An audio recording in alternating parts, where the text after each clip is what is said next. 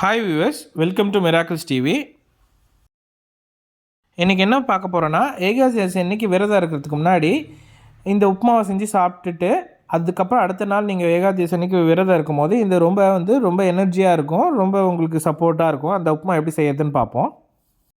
உடச்ச அரிசி எடுத்துக்கோங்க,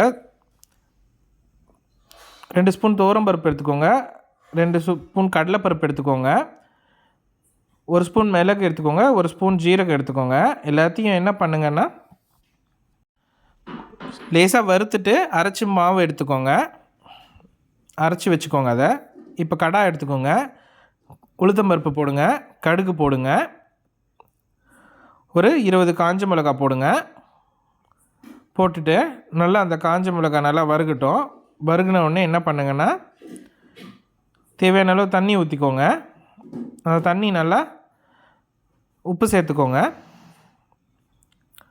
தண்ணி நல்லா கொதிக்கும் போது இப்போ நம்ம மிக்ஸ் பண்ணி வச்சுருக்க அரைச்சி வச்சுருக்க மிக்ஸியும் அரிசியும் உடச்ச அரிசியும் கொட்டி கலந்துகிட்டே இருந்தீங்கன்னா உப்புமா ரெடி ஆகிடும். நல்லா வேக விடுங்க, அரிசி நல்லா வேகட்டும்.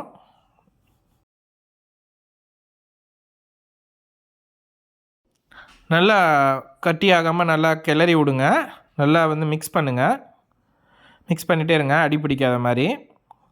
நல்லா வேகட்டும். ஸோ இப்போ நமக்கு உப்புமா ரெடி.